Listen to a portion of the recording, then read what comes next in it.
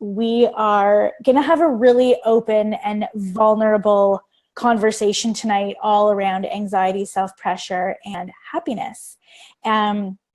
So before we begin, why don't we just introduce ourselves? Michelle, do you want to go first, and then I'll go? Yeah, so I'm Michelle Waithe, and I am the Director of Education in the Wellness Business Academy and with Lori's other programs. So I oversee all the programs that we put out for wellness professionals, and I also do customer service and a whole bunch of back-end stuff with Lori. And then in my other life, I was a nutritionist prior to this, and so building my own business and my own practice and all that, I understand that side of it now, helping other people to learn that. So this topic of anxiety and self-induced pressure and all that tonight is perfect, because that's all the stuff that you work through in working with clients, not just building your business. So even if you worked with someone else, but working with clients, having that confidence. So we'll get into that. But yes, that's just a little bit about me. Amazing. I'm going to share a little bit about me in just a second, because I want to just share this. So I'm just sharing this, as we always do, a little sharesies. Awesome. Okay, I'm sharing that. So I am Lori Kennedy. I am the founder of the Wellness Business Hub, which is probably where you're watching this right now. In addition to creating a whole lot of other online programs, we provide professional training and personal development for health coaches and health practitioners. And you can find loads of free info all over the wellnessbusinesshub.com. We have lots of Facebook groups. We have a live event called the Wellness Business Summit. We have many different resources available to help you basically build your dream business and life. And so if you're looking for any more information, you can head on over to the wellnessbusinesshub.com. We've got lots of good stuff for you there. So let's start the conversation. I've been wanting to have this conversation for probably about 2 years, and for whatever reason, I felt that I couldn't have it in the way that I wanted to have it, because I wasn't ready.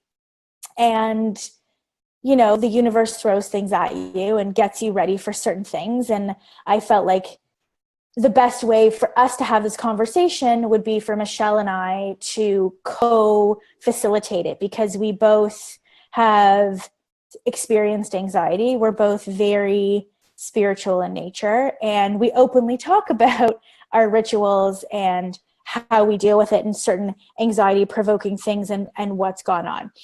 So tonight, that's what we're going to talk about: anxiety, self-pressure, and happiness. It's an important subject because we deal with literally thousands of health coaches and practitioners who we hear all the time things like, I'm falling behind, I'm afraid to do whatever it is, or I'm not ready yet, or it's not perfect yet, or I feel like I'm moving so slow. Where's the progress?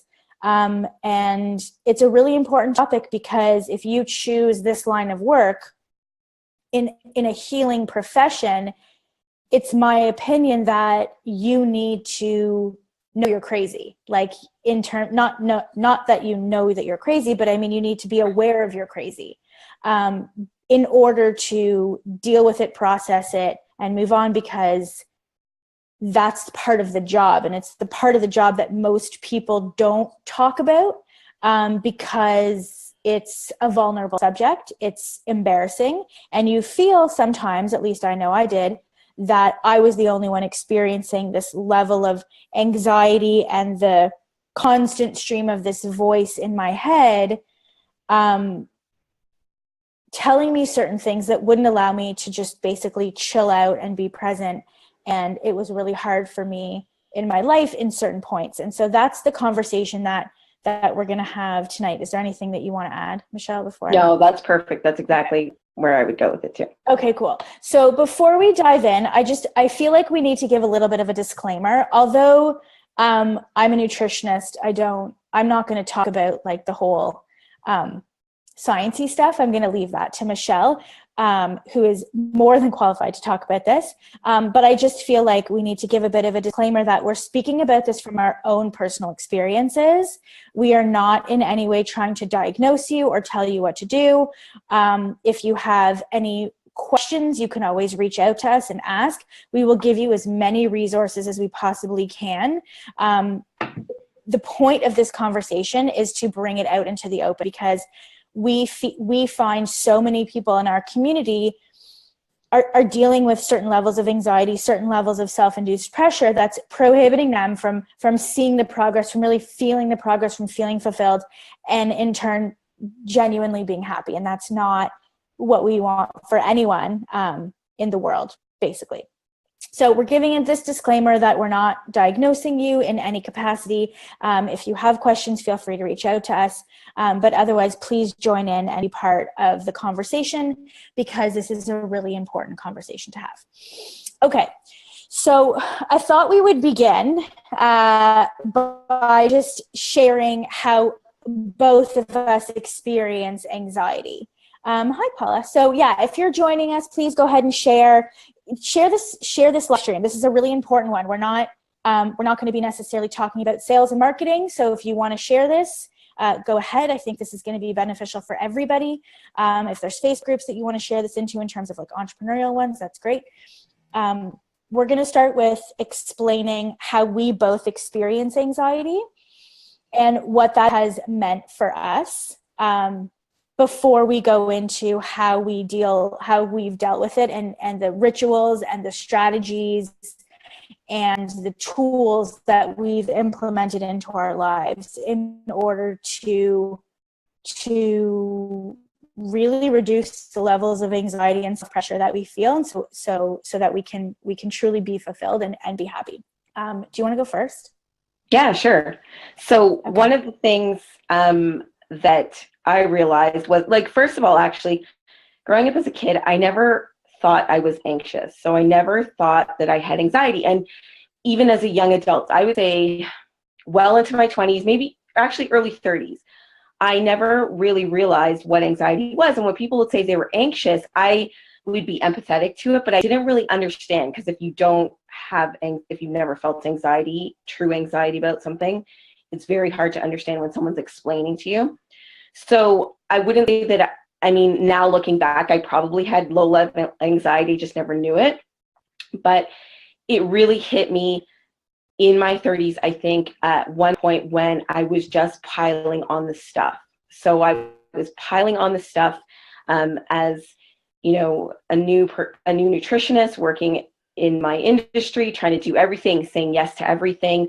And I always could get by with doing things sort of on the fly. So I could teach a class, I could do a presentation, I could do a cooking class, I could prepare last minute for all those things and do really well at it. But there was a threshold, and that is what, for me, contributed to realizing what anxiety was. Like, it all came melting down on me. So for me, it was the feeling of overwhelm, which was a feeling that I was very familiar with in the past, but I never tied it to anxiety.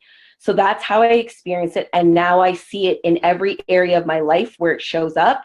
Something might trigger it, but it is all related to doing too much for me. So it's just interesting, because I know it's very different for other people, right? So even still, when someone says, oh, this type of thing brings me anxiety, and I think about it, I'm like, oh, that doesn't trigger anxiety for me at all, or I don't feel that anxious in that situation. But for me, it's that overwhelm. So I experience in different areas of my life, but it's always tied back to that root cause. And that's really interesting, because Michelle and I work together along with 3 other women, and we often, oh, you're talking still. No. Oh, sorry. You know what? There's a delay. So I'm watching the video. I'm going to actually watch you on Zoom because there's a delay on Facebook. Okay, so we work together. We often talk about anxiety, and we talk about things that cause anxiety. And it's very true what Michelle said, that we all have levels of anxiety. There's the 5 of us that work together. Some experience higher levels of anxiety than others, but we all, in some degree, experience it, and we do all experience it differently, which is why I wanted Michelle and I to share how we experience it. So I I don't experience anxiety from having too many things to do. I actually thrive off of that. That doesn't stress me out at all. So the way that I experience anxiety is I've discovered that I'm an intuitive empath, and I have been since probably I was born. And when I was in high school and throughout university, I thought I had social anxiety disorder. Self-diagnosed, and I never went to see a therapist about it or anything, but going into places that were super duper crowded, waiting in lines, being in bars, being in public transportation, being in places where people were drunk or on drugs, like high levels of drugs. I'm not talking about just like weed. That gave me severe anxiety. Having to go to places where I didn't know anybody, and having to talk to strangers on a surface level, like what's that called? Like chit chat? Yeah, like small talk. Small talk. Yeah, I can't small talk with people. That gives me severe anxiety. Doing something like this, no problem at all.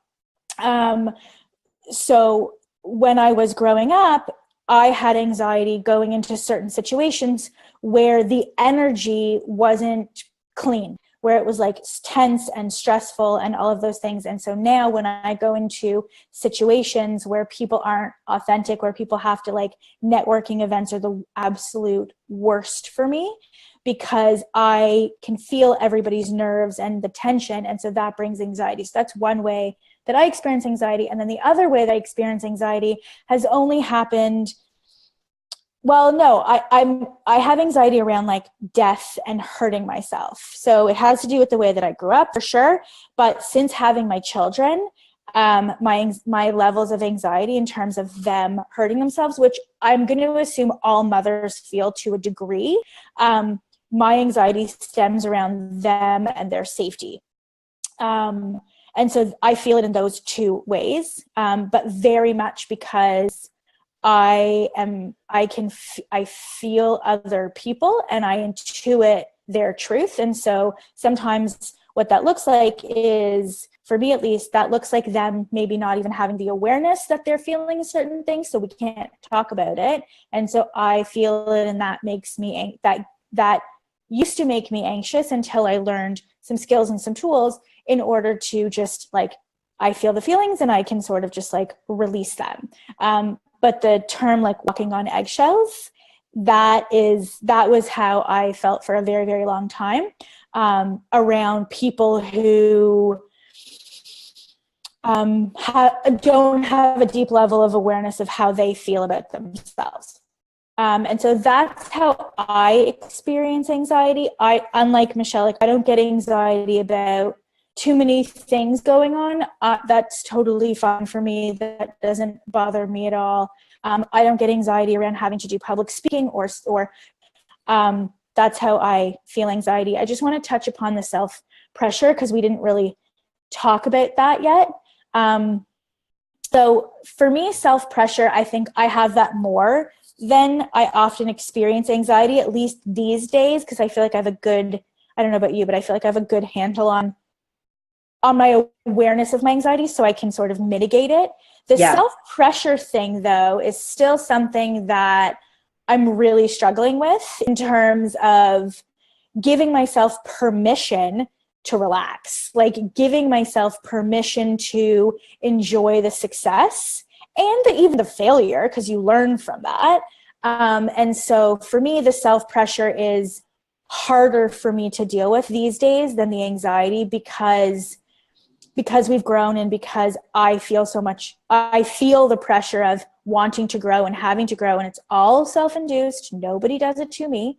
And we'll talk about why that is in a minute when we talk about strategies, but I'm finding that a lot harder to deal with in terms of being okay doing nothing. I find it very difficult to do nothing. I get bored. And I feel guilty that I'm bored because I should be like present, but I'm bored. And so that's something that I struggle with a lot, like just chilling out. I'm not someone that's going to like sit down on a Sunday and read a book. I know some people do that. That to me I would just feel that's just not something I would do. So I don't know if you want to share about the way that you feel self-pressure.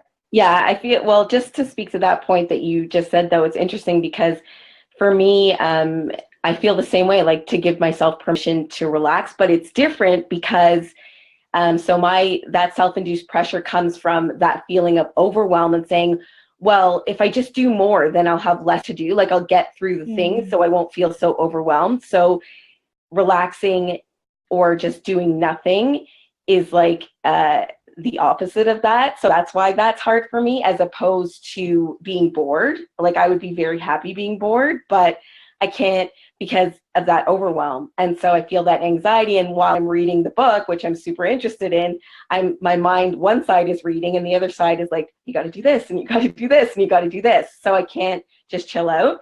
And that's that self-induced pressure of having to keep up all of those things and all of those to-do things. I mean, 90% of them are self-induced, right? It's that self-induced pressure of having to do this, that, and the other thing. Because if I really look at what I have to do, like the things that I have to do in my work and the things that I have to do in my home or whatever, it's minuscule compared to what I think I need to do. So like, so it's interesting. Yeah, because on Fridays we do wins. So every Tuesday and Friday we have a meeting. And on Fridays we do wins. And a lot of the times Michelle's wins is that she got everything done and she didn't get overwhelmed. A lot of the times, like that's her win for the week, which is interesting because I know I'm never going to get everything done. And that doesn't, like, I'm okay with that. So it's an interesting thing and for those of you watching, like I want you to really think about how you feel that self-induced pressure, because for me, as an example, I'm not a perfectionist. I don't give a shit if things are out of place. I don't care if the laundry's ever put away. It doesn't matter to me whether the food is cooked by me or somebody else. None of those things matter to me.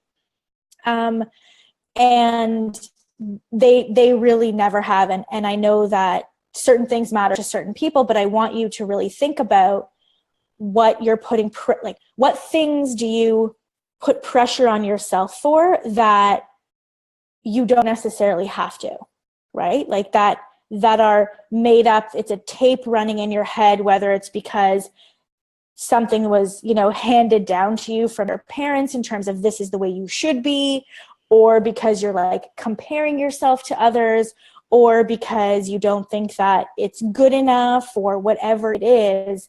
We have these tendencies to put pressure on ourselves in the same way that, I'm not going to read a book. I always have that running to-do list in my mind of like, mine are more ideas, actually.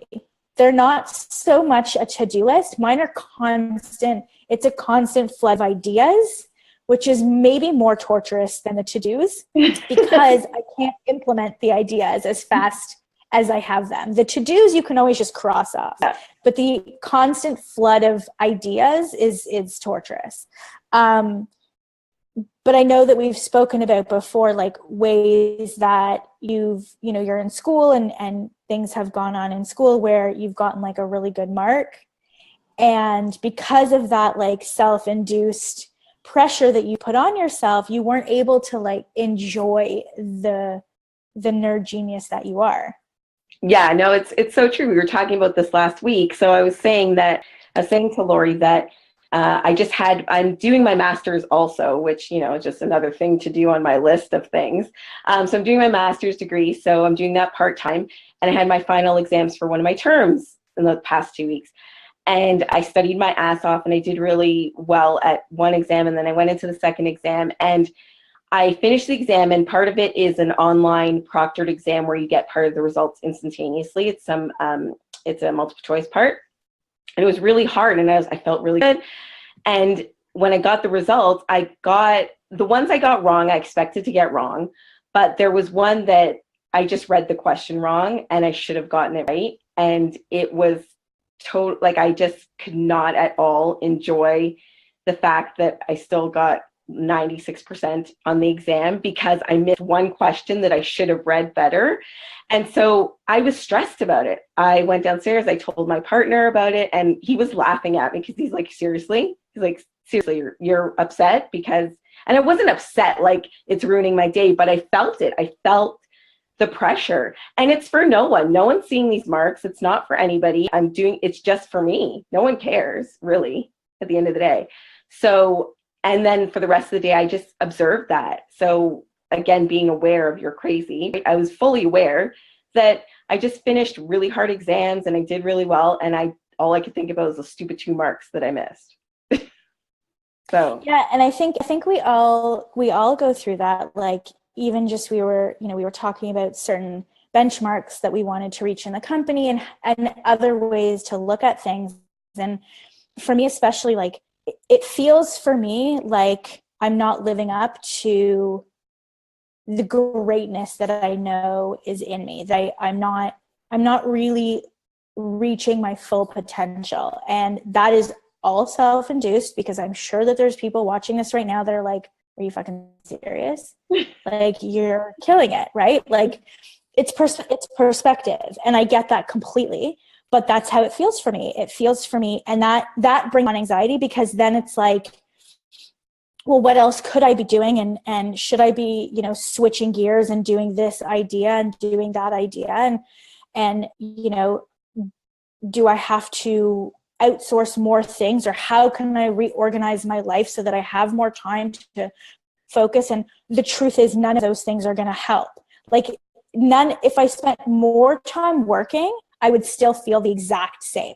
If I organized my life more, okay, like maybe I'd have more free time to watch Netflix, but that feeling of me not living up to my potential, of me not pushing harder, not pushing harder in terms of hustling, but pushing myself outside of my comfort zone harder, those feelings are not going to go away whether I work an 8-hour day or a 16-hour day. And I've come to know that, like, that is for me truth.